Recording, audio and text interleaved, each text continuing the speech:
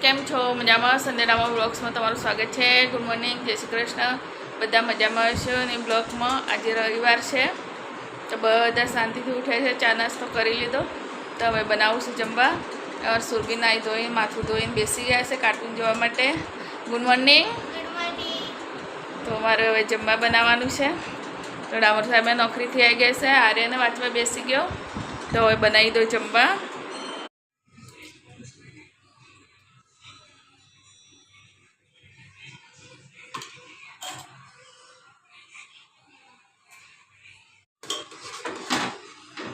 ટામેટા, મીઠું, હળદર નાખી દીધું છે।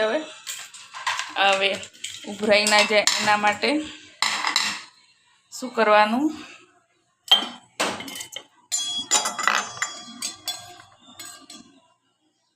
અહીંયા તેલ નાખવાનું થોડું દાળની અંદર બી નાખી દેવાનું। તો હવે ઢાંકી દેવાનું તો દાળ એક જરા બી ના ઉભરાય। ભીંડાનું શાક બનાવવાનું તો ભીંડા ધોઈને સૂકવી દીધા છે, હવે કાપવાના છે। હવે મમ્મી શું જમવા બનાવો છો? દાળ ભાત શાક રોટલી। દાળ ભાત શાક રોટલી, હા મજા આવી જશે આજે તો। ભીંડાનું શાક બનાવવાનું છે। હા, શેની દાળ? તુવેરની દાળ ગળી થઈ ગઈ છે દાળ। અચ્છા, હા ભાત બી થઈ ગયા છે, તેલ મૂકી દીધું છે, દાળ વઘારવાની છે, પછી શાક વઘારવાનું છે। તમને મજા આવે છે દાળ ભાત શાક રોટલી? હા। ગળી દાળ ભાવ? હા સારું। આજે તો ગાય બધા ઘરે છે ખાતે જમવાના। ગાય અમારું જમવાનું બની ગયું છે તો અમારે જમવા બેસી ગયા છો। આજે દાળ ભાત શાક રોટલી બનાવી છે।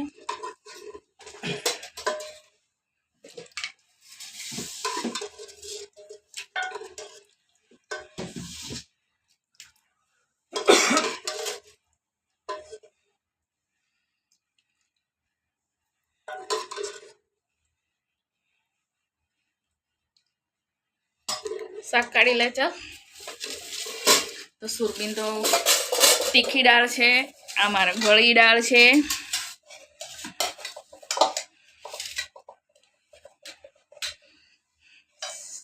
તો અથાણું બી છે।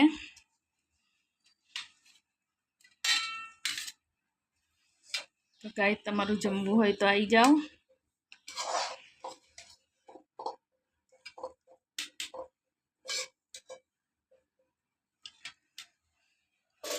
તો અમે હવે જમી લઈએ। આર્યન બી જમવા બેસી ગયો છે। તો ગાઈસ તમારું જમવું હોય તો આવી જાઓ। ગરમા ગરમ દાળ ભાત શાક રોટલી અથાણું છે આજે જમવામાં અમારે। તો અમે હવે જમી લઈએ।